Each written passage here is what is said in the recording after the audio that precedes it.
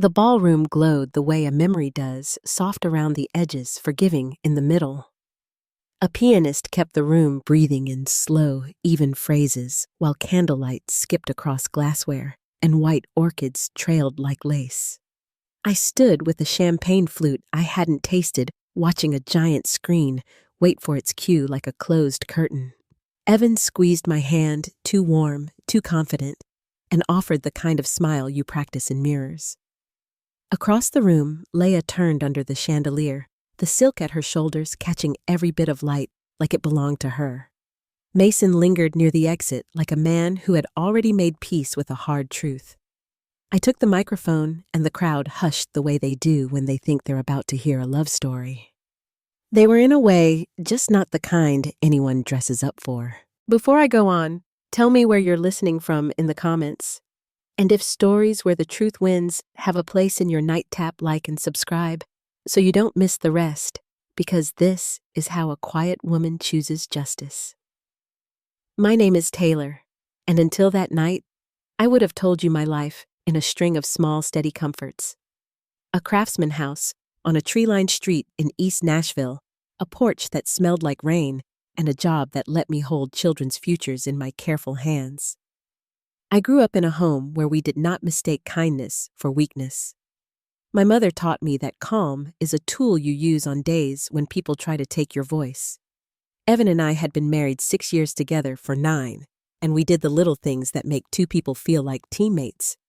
His coffee mugs on the bottom shelf for my reach. My reminders stuck to his monitor when deadlines piled up. We saved for a fall trip to Italy, scrolled photos of tiled rooftops at night, and kept our spare change in a jar that made the plan feel tangible. It wasn't a fairy tale, just a life that fit like a favorite sweater. Leia slid into that life so easily, it felt predestined. We met freshman year when dorm rooms smelled like detergent and borrowed perfume, and we outlasted bad apartments, worse bosses, and men who never learned how to apologize. She stood at my side when Evan proposed. I stood at hers when she flashed the ring Mason gave her, both of us, half crying, half laughing, in the way only women who remember each other at 19 can. Mason was the quiet, kind, steady voice, practical shoes, the look of someone who counts to 5 before he speaks. The 4 of us settled into a rhythm that made weekends feel like a script farmer's market on Saturdays, home-cooked dinners on Sundays, a calendar of small excuses to keep loving simple. What I remember most about that time is the stillness, how normal life can be right up until it isn't. There were hairline fractures I didn't call by their names. Evan tilting his phone away when it buzzed, Leia canceling last minute with reasons too thin to hold weight. A glance between them that lasted a beat longer than courtesy. I filed each moment where women keep things they aren't ready to touch near the sternum behind the wishing. I told myself that long marriages make strange weather, that busy seasons make good people sloppy. The truth is, I believed my history with them protected me from the future with them. On good days, we planned Rome first, then Florence, maybe Venice, if the flights made sense. Evan hummed while he shaved, filling the bathroom with steam and confidence, and I packed my days with checkups and vaccinations and parents learning to breathe through worry. On Sunday nights, we left phones in a bowl by the door, as if that gesture alone could make us honest. Leia and Mason often joined, bringing a good bottle and a story from a venue she'd styled a rooftop he was renovating, a couple whose vows had made everyone cry. I polished the wine glasses and thought, as I often did, that some people are just blessed in clusters. A single moment can bend the whole arc of a life, and you don't recognize it until you hear the sound it makes on the way down. Mine arrived like a small, ordinary sound, a bathroom fan, and the hiss of water behind a half-closed door on a gray Tuesday afternoon. I set my bag on the kitchen counter and stood very still, listening to a house I thought I knew answer me back. When the shower cut off, the silence felt shaped like something had been carved out of it. That was the last quiet minute before I learned how much damage 2 people can do on a weekday. I wish I could tell you. I sensed the exact moment when the ground began to shift. But all I knew then was the cool of the hallway floor under my shoes and the way fear tries to rearrange itself as doubt. I told myself I was tired, told myself nothing was wrong except the kind of wrong you sleep off. What I walked toward wasn't an argument or a spectacle. It was a fact with a pulse. The truth doesn't shout when it's real. It waits patient as a steady drip. The day it all began was as ordinary as any Tuesday could be. The sky was heavy with low gray clouds, and I left the clinic later than planned, still carrying the faint smell of disinfectant on my clothes. My last patient had pressed a crayon drawing into my hand, a portrait of me with a stethoscope stretched twice my size, and I had tucked it carefully into my bag. I remember thinking I'd hang it on the refrigerator when I got home, just to remind myself that even on long days, some small things were worth saving. Evan had texted that morning saying he'd be at the office late for a quarterly review, so I expected the house to be quiet when I turned into our driveway. His car sitting there unsettled me in ways I couldn't yet name. I told myself maybe the meeting ended early. Maybe he wanted to surprise me with dinner. But the front door was unlocked, and the silence inside carried a different weight. A faint trace of his cologne lingered in the hallway, warm and musky, and from somewhere down the corridor came the hiss of running water. I called his name, my voice sounding strange to my own ears as it echoed back from the walls. The shower was running in the hall bathroom, not the master where we kept our things. The sound of it filled the space like static, too loud and too wrong. When the water shut off suddenly, I froze. The door creaked, and then he stepped out, a towel around his waist hair damp, a bead of water sliding across his shoulder. "Surprise," he said, but his smile looked forced, pasted on too quickly. It wasn't his words that broke me. It was the vibration on the vanity behind him. His phone lit up with a message he hadn't hidden fast enough. The name glowing on the screen was hers, Leia. My closest friend, my maid of honor, the woman who'd stood beside me through half my life. The preview was a photo, our bed, our sheets, and her hand resting there. A pale hand with a crescent scar near her thumb, one I had seen 1,000 times while handing her glasses of wine, while painting our nails together in dorm rooms years ago.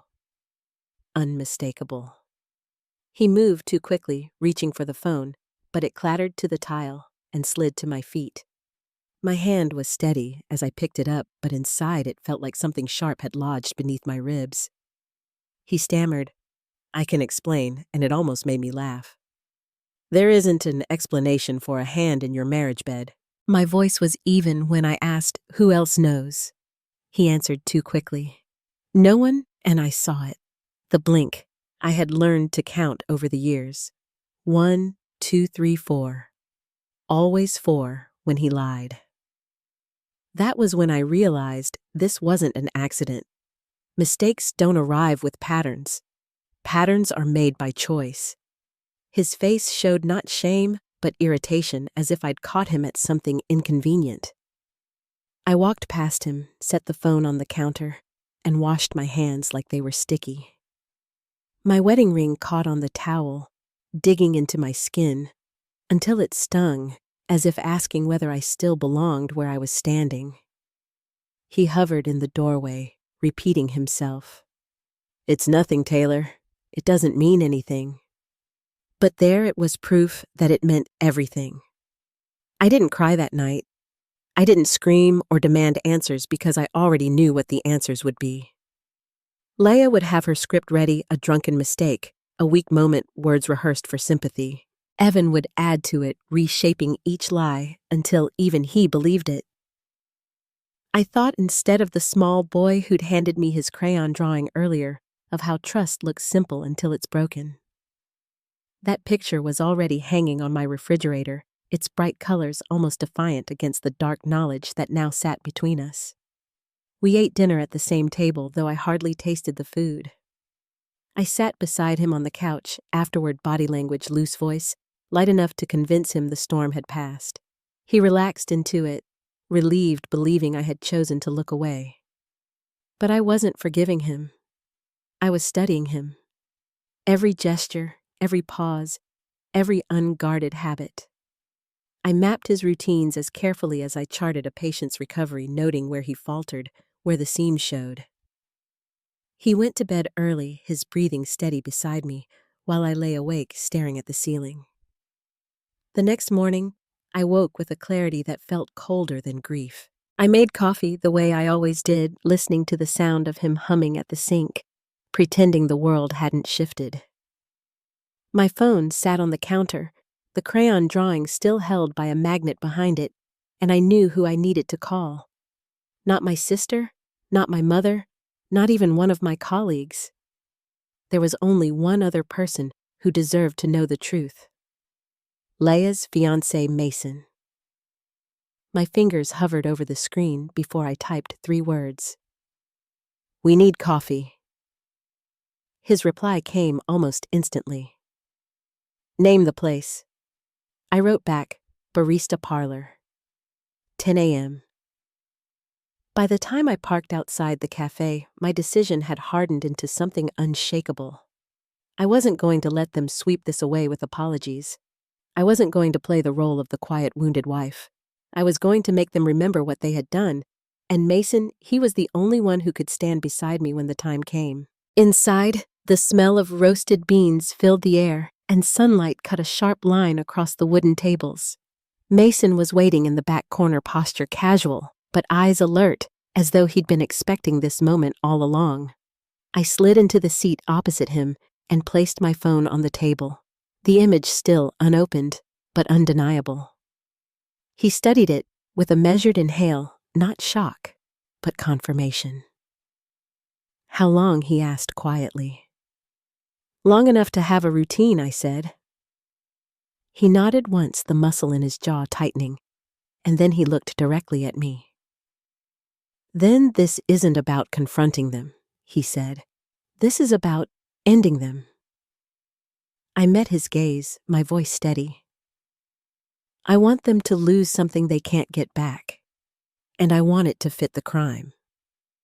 His expression shifted just enough to show agreement. "Then we build a stage," he answered.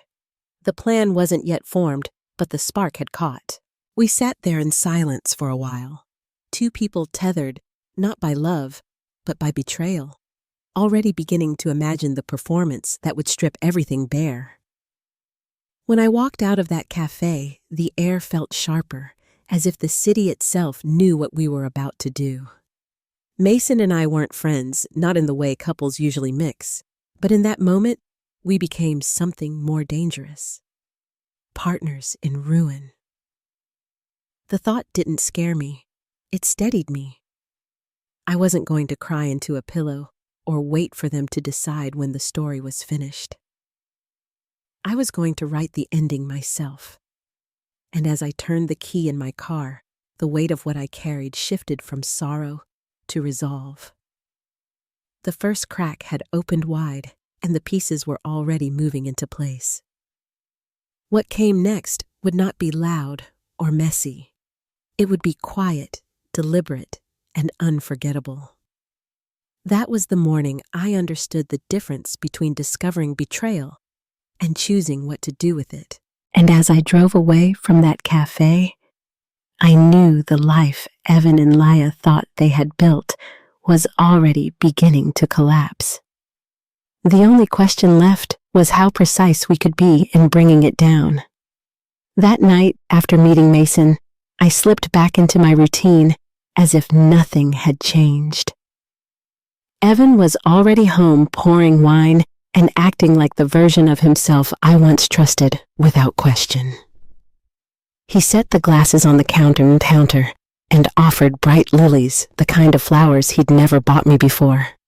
I smiled, thanked him, and set them in a vase, but inside I was weighing every word, every movement, like a woman measuring fault lines in her own house.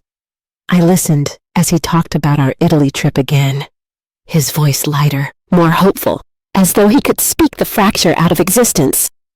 I nodded in all the right places, but what I carried now was stronger than his rehearsed charm. After dinner, he reached for me with familiar ease, brushing a hand against mine as if nothing had ever shifted. I let him think he was winning ground back, allowed his confidence to build, and all the while, my mind was mapping his tells. His blink pattern, the way he sipped too quickly, when pressed the casual deflections that came just a second too late. I wasn't looking for reassurance anymore. I was looking for confirmation proof that my instincts were correct. He thought he was repairing us, but what he didn't see was that I was already laying out a blueprint for the undoing. Later, when he went to bed, I stayed awake in the living room with my laptop glowing faintly in the dark. I searched for public camera feeds near Leia's apartment complex, places where I could observe without leaving fingerprints. It didn't take long to spot what I needed: clear angles from the street enough to capture entrances and exits. I marked the timestamp and closed the screen when I heard him stir upstairs. My heart pounded, but not from guilt. It was the steady rhythm of someone who knew patience would deliver everything. The next morning, I tested him. I mentioned casually over breakfast that I might take on an extra shift the following Thursday. He froze only for a breath before replying, "Of course, we'll just move date night." He covered the pause with a sip of coffee, but I caught the way his hand lingered on the mug longer than usual. That hesitation was worth more than any confession. It told me Thursday nights weren't random. They were scheduled sacred in their own selfish way, and that made them predictable. Leia underestimated me differently. She believed history would protect her, that our years of friendship would shield her from scrutiny. She still texted me photos of dresses for her engagement party, still asked about catering menus, still called me forever family. I played along, sending back opinions, laughing in the right places, even meeting her for lunch one afternoon. She hugged me at the door, smelling of expensive perfume and sweetness, her face painted in practiced concern. "How are you?" she asked, eyes wide, voice soft. "I'm good," I said, and for the first time in weeks, I meant it in a way she would never understand. Halfway through the meal, her phone buzzed against the table. She flipped it quickly, but not before I saw the letter E flash across the preview. She smiled as if it were nothing, brushed it off with a dismissive work, and went on about floral arrangements. I matched her smile, told her she deserved something like that, and watched as she completely missed the shift in my eyes. She believed she was safe inside the walls of my loyalty. What she didn't realize was that I had already torn those walls down. That evening, I met Mason in a downtown office space. He managed one of those half-empty buildings where the walls felt thick enough to hide anything. We sat across from each other at a long table, papers spread between us, like two strategists in the middle of a quiet war. "We've got our pattern," I told him. "Thursday nights without fail." He nodded, his expression sharp, then leaned back in his chair. "Good. Then all we need is the right stage." We spoke in low voices, sketching out the first outlines of what would become our plan. He suggested an engagement celebration, something that looked innocent, even generous. I agreed. They would think it was an olive branch, an attempt at healing. They would walk into that room expecting applause, expecting to be celebrated. Instead, they would face their reflection in front of everyone who mattered most. Mason promised he could secure the venue without raising suspicion. I promised I'd have the evidence ready. Neither of us smiled. This wasn't about satisfaction. It was about inevitability. In the weeks that followed, the mask became my closest ally. I laughed at Evan's jokes, teased him about his clumsy attempts at cooking, even sat with him while he researched rooftop restaurants in Florence. I smiled when Leia called, pretended to be touched by her updates, pretended to be the friend I once was. Inside, though, I kept building my file: photos, timestamps, receipts, and screen captures, each one tucked carefully away, like pieces of a puzzle only I could assemble. One Thursday evening, I decided to test the waters more boldly. I told Evan I had a yoga class across town and left the house with a takeout cup of coffee. Instead of mats and candles, I parked across from Laya's apartment complex and waited. At exactly 7:12 p.m., Evan walked through the lobby doors, checking his watch like a man who knew exactly where he belonged. I noted every detail: the jacket he wore, the way he ran a hand through his hair, the faint smirk when he glanced at his phone. He didn't look around once. That was his mistake. The next week, I followed from a safer distance as he slipped into a boutique hotel on Division Street. My pulse hammered, but I kept my stride steady, just another woman walking home from errands. I caught my reflection in a shop window and realized I didn't look like someone spying. I looked like someone who already knew.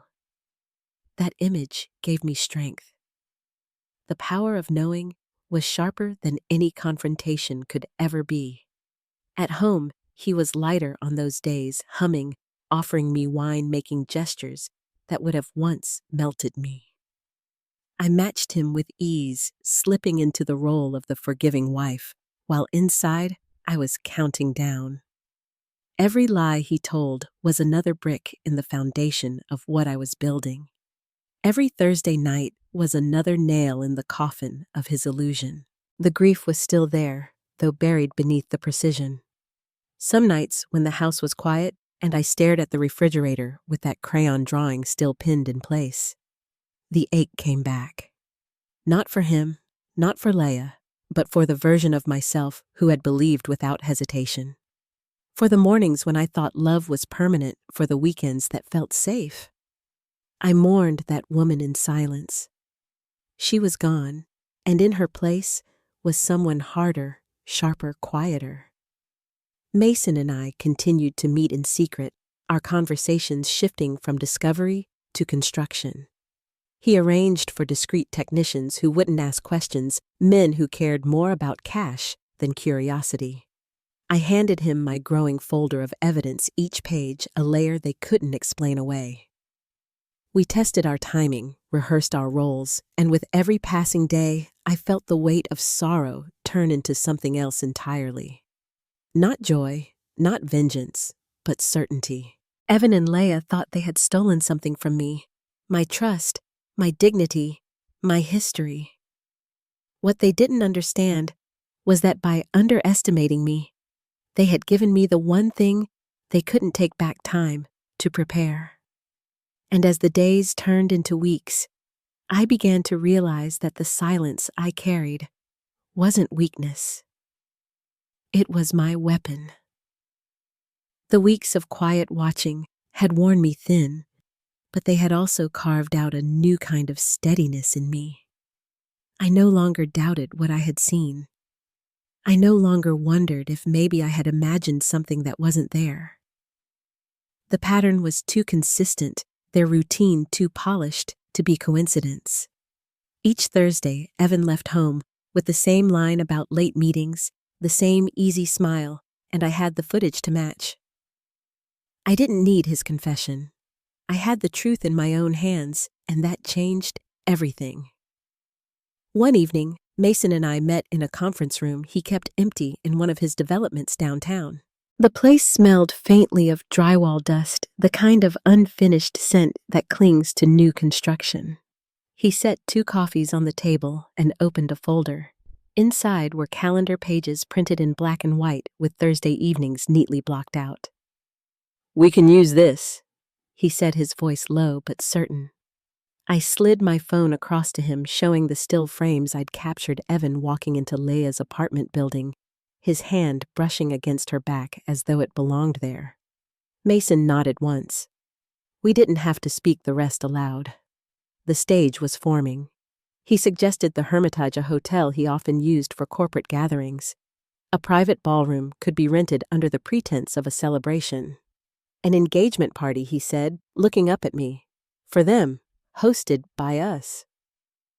The thought caught me off guard at first, but the longer I sat with it, the more it fit. They would expect reconciliation, some attempt at repair, and they would come dressed for admiration. They would bring friends and family, the very people whose approval they had counted on for years. And that was exactly the audience I wanted. I spent the next week gathering more than just images. I pulled receipts Evan left scattered on the counter, checked credit card statements tucked into his briefcase, and photographed hotel charges under a name that wasn't quite his own, but close enough to their inside joke. Each piece was small, ordinary even, but together they told a story that couldn't be dismissed. Mason, careful as always, stored duplicates in places only he could access. I trusted him in a way I hadn't trusted anyone in years, not because I wanted to, but because betrayal had already stripped away every other option. Back at home, Evan carried on with his rehearsed affection. He suggested we look at flights to Rome, spoke about Florence as if he were studying travel guides in secret. I sat beside him on the couch, leaning close enough to let him believe. He pointed out rooftop bars and narrow cobblestone streets, his voice carrying the same confidence he used in boardrooms. I smiled at the right times, kissed his cheek when he turned toward me, and excused myself when I needed space.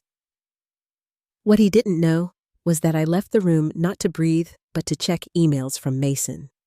Reservations confirmed, AV team secured, a list of equipment tucked neatly into my inbox like a promise. When I met Laya for lunch that Friday, she was radiant in a champagne-colored blouse, her hair styled in loose waves that caught the light. She spoke about floral arrangements for her engagement, about colors she thought would suit the season. Her phone buzzed twice during the meal, and she turned it over quickly each time. I stirred my drink, let my smile hold steady, and told her how beautiful she looked when she talked about love. She seemed relieved, as if she had been afraid I might suspect. That relief was my cover, and I held it carefully. By then, Mason and I were meeting twice a week. We chose places no one would think to connect to us, a storage loft above a bakery, a nearly empty showroom, even a park bench in the early morning. Each time we reviewed our progress like surgeons preparing for a procedure. He handled logistics with precision, guest lists, invitations, catering orders that sounded extravagant enough to distract but not so elaborate that they raised questions. I supplied the evidence, labeled and dated each file tucked into duplicate USB drives. Nothing was left to chance. One evening, Mason spread the seating chart across the table between us.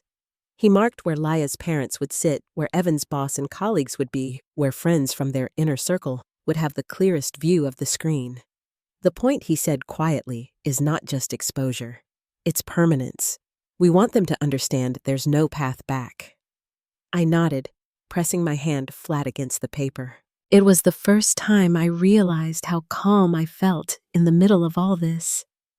Calm and certain. At home that night, Evan tried again to close the distance between us. He poured wine, spoke about how he believed the upcoming party would be good for everyone, a way to move forward. I swirled my glass, listened to the clink of liquid against the stem, and told him I thought he was right. He smiled, relieved again, never suspecting he was agreeing to his own undoing. That was his flaw, believing silence meant forgiveness. He never considered it could mean preparation. The days leading up to the event were filled with details only I knew the weight of. I arranged for a makeup artist, not because I wanted to impress anyone, but because I wanted to look untouchable in the moment I took everything from them. I packed each USB in a different place, my clutch, Mason's jacket, and a decoy gift bag meant for the happy couple. I checked my purse 3 times before leaving the house, steadying my breath each time I felt the cool plastic at my fingertips. 2 nights before the event, Mason arranged for us to test the equipment in the empty ballroom. The chandeliers glowed above rows of chairs, the polished wood carrying the faint scent of lemon and dust. We stood at the console with Jeff, the lead technician, as I plugged in one of the drives. The screen filled first with the decoy slideshow, smiling group photos, vacations, dinners that looked ordinary and safe. Then, at my signal, the images shifted. Evan entering Leia's building. Leia's hand tangled in my sheets. Receipts, dates, patterns too precise to be explained away. The silence of that empty room pressed around me heavy and final. Jeff only nodded. "Timing's clean," he said. "No lag. It'll run smooth." I went home that night with my chest tight, not from nerves, but from anticipation. Every detail was locked into place, every backup secured. Evan was waiting when I came in, pouring 2 glasses of wine, as if he'd planned something tender. He spoke again about Italy, about how maybe this trip could be our new beginning. I set my bag down carefully, smiled, and told him it sounded perfect. In a way, it did, but not for the reasons he thought. The morning before the event, I woke before dawn. The house was still, the air heavy with the kind of quiet that makes your heartbeat feel louder than usual. I sat at the kitchen table with a cup of coffee, my checklist folded neatly beside me. USB drives, seating chart, timing signals. Every item confirmed, every backup accounted for. Evan walked in, then kissed the top of my head and said, "Tomorrow's going to be perfect." I looked up at him steady and answered, "It will be." The morning of the event arrived warm and bright, the kind of June day that made the whole city soften. I moved through my house like a woman rehearsing a dance, each step deliberate, each detail already memorized. Evan was cheerful, humming as he shaved, speaking lightly about how the evening would be good for everyone.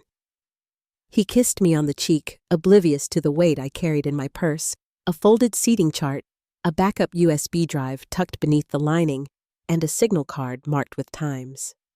My reflection in the mirror looked calm, but inside, I counted every hour like it was part of a clock winding down. By noon, the Hermitage ballroom was nearly ready. The chandeliers glowed against polished wood floors, rows of tables dressed in white linen's orchids, trailing down in delicate streams. Gold flatware glinted against the light, every detail chosen to disguise what the night would hold. Mason greeted the catering staff, his voice, even his movements practiced. He looked up when I entered, gave a small nod, and I knew then that every piece of the plan was intact. Jeff, the AV technician, adjusted cables near the stage, his hand rising in a subtle wave to let me know the system was live. Guests began to arrive at 7 sharp, their laughter mingling with the soft clink of champagne flutes. Evan walked beside me, his navy suit crisp, the same one he had worn during our rehearsal dinner years ago. He carried himself like a man stepping into a second chance, and he held my hand with the quiet confidence of someone who thought forgiveness was already his. Leia entered minutes later, draped in a champagne-colored gown, her hair curled perfectly at her shoulders. She crossed the room with a smile too polished to be casual and hugged me tightly, her perfume clinging to my dress. "Thank you for this," she whispered. "It means more than you know."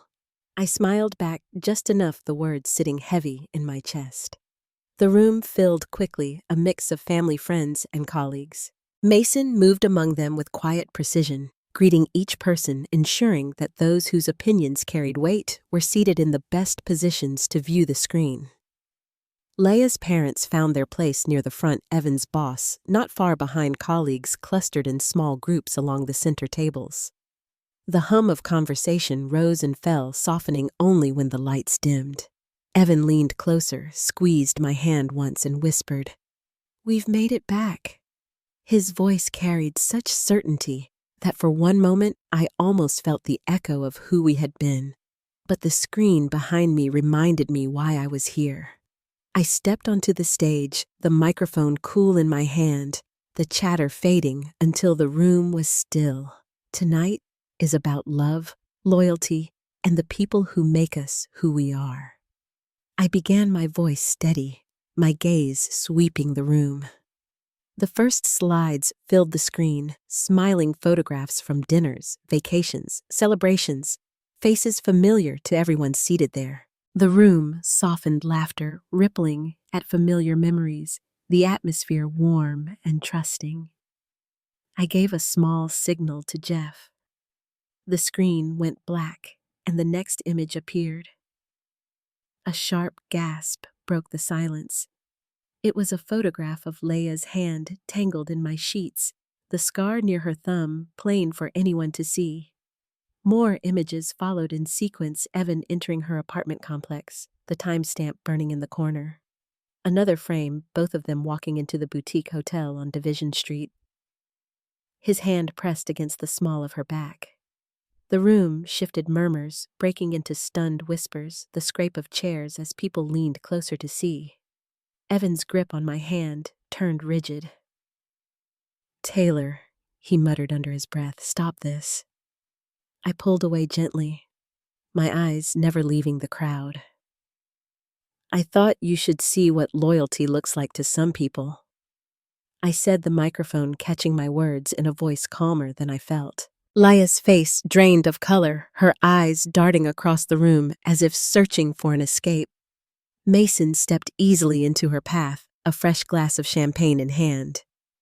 "Leaving so soon?" he asked, his tone casual, his smile thin. The evidence rolled on receipts from dinners, hotel bookings under a name linked to their private joke, screenshots of messages blurred just enough to protect numbers, but clear enough to prove intimacy. Each slide was timed perfectly, one blow after another, too precise to refute. In the front row, Leia's father stood abruptly, his voice cutting across the murmurs. "Is this true?" he demanded, his words trembling with fury. She said nothing. Her silence rang louder than any denial could. Evan stepped forward, raising his hands in protest. "This is being taken out of context," he said. His voice strained, but the next slide silenced him completely. It was a photo of him and Leia kissing in the lobby of her building, time-stamped on the same night I had been home, making dinner for him. His protest withered, and the air in the room turned sharp. Someone whispered, "Oh, my God!" Another voice followed, low and bitter. "Unbelievable." Phones appeared in hands recording, documenting.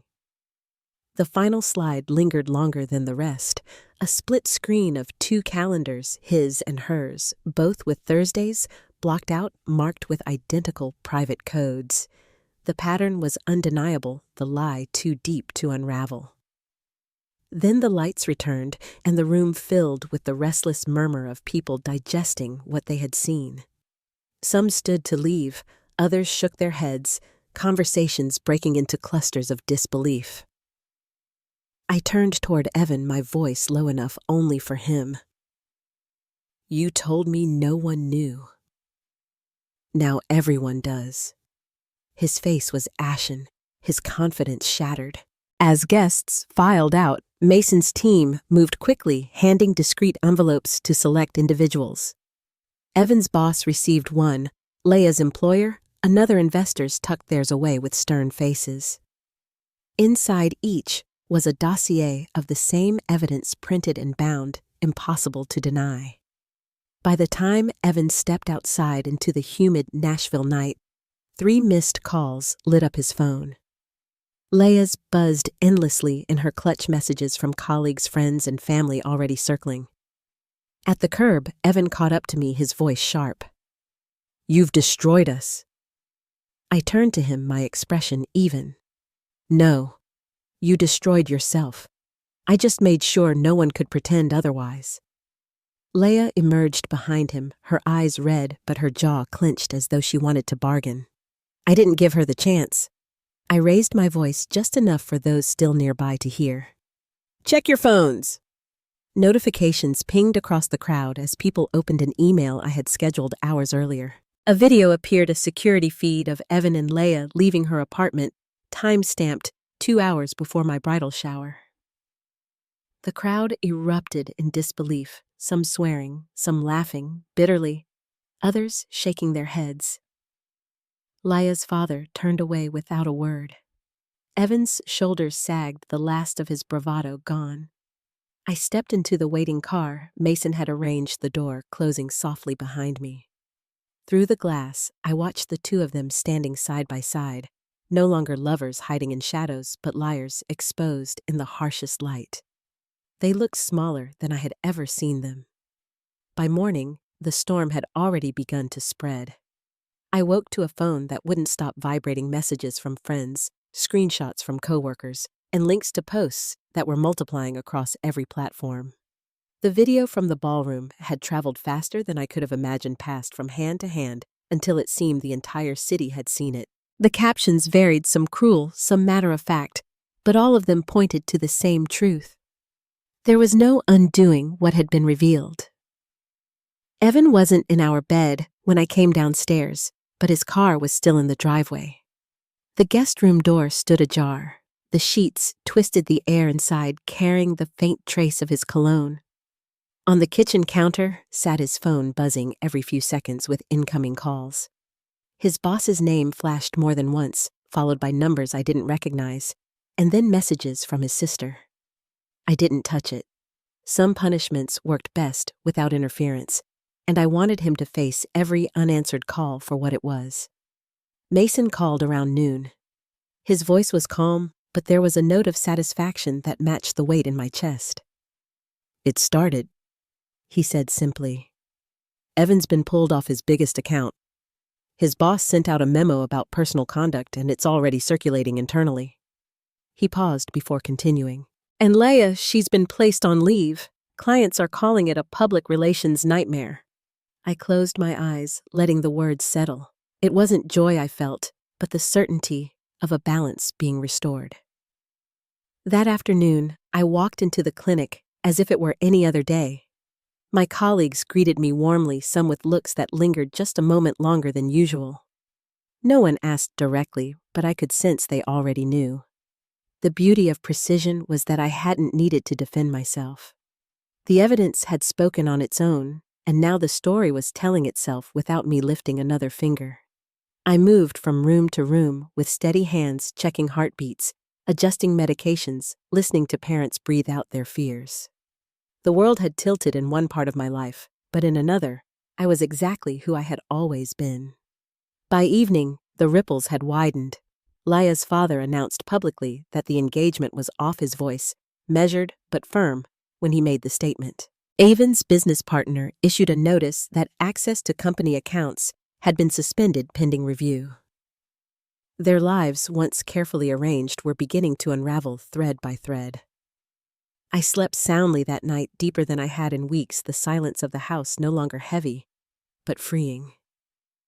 2 days later, Evan tried to speak to me. He appeared in the kitchen in sweatpants, his hair uncombed, his eyes rimmed with fatigue. "We can fix this," he said quietly, his voice cracking under the weight of his own desperation. "If you take it down, if you tell people it's not what it looks like." I set my mug down slowly, the ceramic cool against my palm. "Evan." I answered, my tone steady. I didn't put it up. I just let it exist. His shoulders slumped, his mouth tightening. "You've ruined me," he said. I met his eyes without flinching. "No, you ruined yourself. I just made sure no one could look away." His silence was heavy, but it wasn't regret I saw in his face. It was calculation, the look of a man who had always believed he could negotiate his way out of anything. When he left the room, I didn't follow. There was nothing left to discuss. Leia's attempts came differently. First, a text that simply read, "We need to talk." I ignored it. Later, a longer message arrived. "You've made your point. Please don't destroy everything."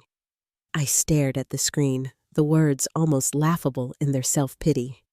She wasn't apologizing for what she had done. She was asking me to soften the blow of her own undoing. I let the message sit unanswered until the screen went dark. By the end of that week, venues she had contacted for weddings stopped returning her calls. Mutual friends quietly removed them from gatherings, unwilling to stand in the shadow of their scandal. Even people who had never cared much for me respected the way I had handled it. I hadn't shouted or thrown anything. I had simply held up a mirror, and they had crumbled under their own reflection. The twist came a week later, just as the noise seemed to settle. I was leaving the clinic when Mason called, his voice tighter than usual. "Thought you'd want to hear this from me before it spreads," he said. Evan tried to get ahead of the story. "Sold a version to a gossip site, claimed you faked the evidence, that it was all doctored to make him and Leia look bad." I laughed once, short and sharp. "And they published it." "They did," Mason said, "but here's the part you'll like. Jeff sent them the raw files. Chain of custody, timestamps, original formats. Every byte proves it's real." I pictured Evan reading the follow-up headline, the one confirming there had been no fabrication. The irony of him digging his own hole deeper didn't escape me. Mason continued, his voice carrying a rare edge of satisfaction. "Turns out, in trying to clear his name, he broke his non-disclosure with a client. They're suing." I stood there in the fading sunlight, listening to traffic move along the street, the weight of it all pressing gently against me. The plan I had carried so carefully had ended the night of the party, but their unraveling now belonged entirely to them. That evening, I poured myself a glass of wine and sat on the porch. The air smelled of honeysuckle, the neighborhood alive with the sound of distant laughter and children playing past their bedtime. I thought about how hard they had tried to recover Evan, scrambling to rewrite the story, Leia trying to negotiate mercy she hadn't earned. In the end, they hadn't needed me to finish them. They had found ways to collapse all on their own, and that was the cleanest victory of all. The weeks after the ballroom exposure reshaped everything. What had once been whispered only in shadows was now stamped into the open, and there was no path for Evan or Leia to retreat quietly. Their jobs, their reputations, even their closest ties had turned against them. My own house felt different too, less like a place to hide grief and more like a front row seat to their unraveling. Every day seemed to bring some new consequence, and each one carried a weight I hadn't needed to lift myself. Evan tried hardest at first. He moved through the house with restless energy, pacing rooms as if strategy lived in the corners. Calls that had once come with confidence now ended quickly, his tone defensive, clipped. His phone rarely left his hand, but the sound of his voice told me all I needed. Partners were distancing, accounts closed, and what he had built over years was slipping through his fingers in a matter of days. One evening, he sat at the kitchen table with his head in his hands, his shoulders curved inward like he was bracing against something invisible. I stood at the sink, washing dishes in steady rhythm, and neither of us spoke. The silence between us carried more than words could. Leia's collapse came differently. Where Evan scrambled to fight, she tried to mend. Messages trickled in through mutual friends, pleas for me to meet with her, promises that she only needed a chance to explain. I ignored them all. Her tone shifted from soft to sharp when silence met her at every turn. Screenshots reached me through colleagues' words she had written about me with a bitterness that sounded more desperate than cruel. Even her family had closed ranks, her father's disappointment a wound she couldn't cover. For someone who had thrived on appearances, the absence of her stage left her hollow. The lawsuit against Evan's firm tightened next. Mason called one afternoon, his voice steady as always. His NDA breach gave them the opening they needed, he explained. The suit's been filed, and his partners won't stand by him this time. I sat at my desk at the clinic, listening to the hum of fluorescent lights above me, and felt the finality in his words. Evan had always believed contracts and clients would insulate him from consequence. Now, the very world he trusted was turning its weight against him. At home, he began to retreat into silence. The confident tone that once filled our mornings was gone, replaced by long hours shut in the study. Papers scattered across his desk, emails unanswered, his reflection in the window, more tired each day. Once, I caught him looking at our wedding photograph, his hand pressed flat against the frame, as though he could push time backward. When he noticed me in the doorway, he set it down quickly and muttered, You don't have to enjoy this. My voice was quiet when I answered. I don't, but I also don't regret it. He had no reply. Leia tried one final gesture. A letter arrived handwritten in looping script I knew too well. She called me forever family again, insisted that what had happened was a mistake, grown too large, and begged me to help her rebuild. I read it once, folded it back into the envelope, and placed it in the drawer of my nightstand. The weight of it stayed there, but the words no longer had power. She had chosen her path, and the distance she found at the end of it belonged entirely to her. Outside of them, my life began to steady. At the clinic, parents thanked me for my care. Children drew me pictures, and colleagues treated me with the quiet respect of people who understood without needing details. Mason and I still spoke occasionally, though less now that the storm had passed its peak. When we did, our conversations were brief, practical updates about outcomes neither of us needed to force. The alliance we had formed was built from betrayal, but it had carried both of us to a place where truth had spoken louder than rage. Evan's breaking point came on a Sunday evening. He stood in the living room with a half-packed suitcase, his expression stripped of the arrogance he had once worn so easily. I can't stay here anymore, he said, simply, his voice flat. I nodded, saying nothing, because there was nothing left that required words. He left the house without looking back, the sound of the door closing behind him, both heavy and final. I didn't watch him drive away. Some endings don't need witnesses. The house was quiet that night, but it wasn't the silence of grief anymore. It was a clean silence, the kind that comes when everything false has finally been stripped away.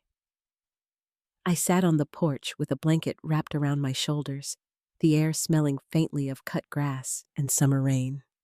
For the first time in months, I breathed without feeling a weight pressing against my chest. Their worlds had collapsed in public, but mine had steadied in private. Justice had been served not by my hand, but by the truth that refused to stay hidden.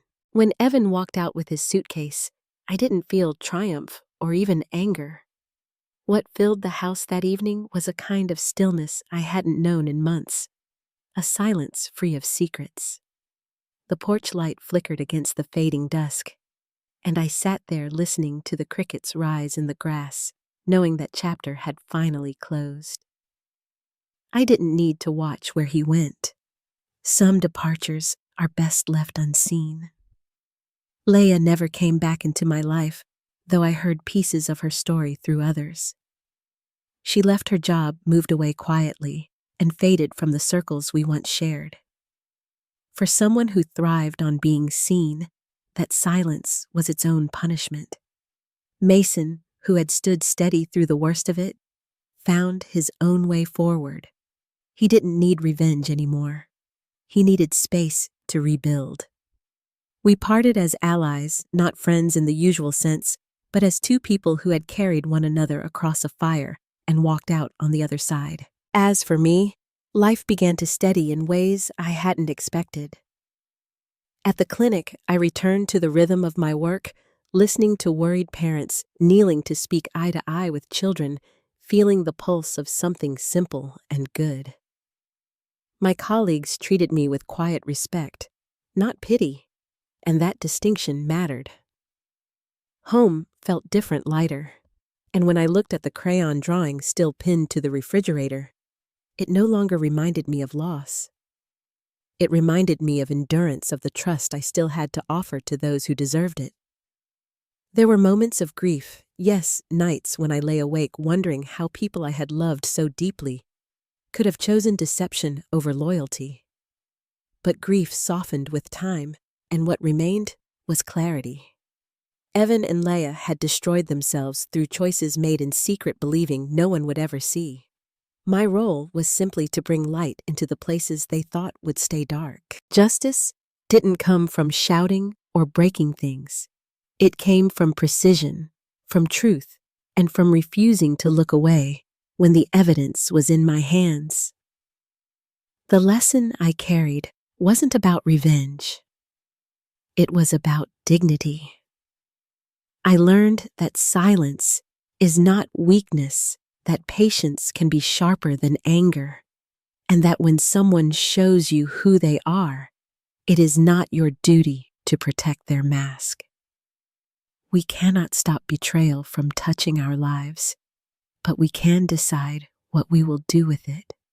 In choosing calm, I found strength I didn't know I had. Months later, I walked through my home on a quiet Sunday morning, sunlight spilling across the hardwood floors. The house was peaceful again, not because nothing had happened, but because everything had. I poured my coffee, opened the porch door, and breathed in the scent of honeysuckle drifting from down the block. The air felt like it belonged to me again, and with it, the life I had rebuilt from ashes. Before we close, I'd love to know if you've ever carried a hurt that changed you. How did you find your way back to yourself? Share your thoughts in the comments, and if you'd like to hear more true family stories, stay connected here.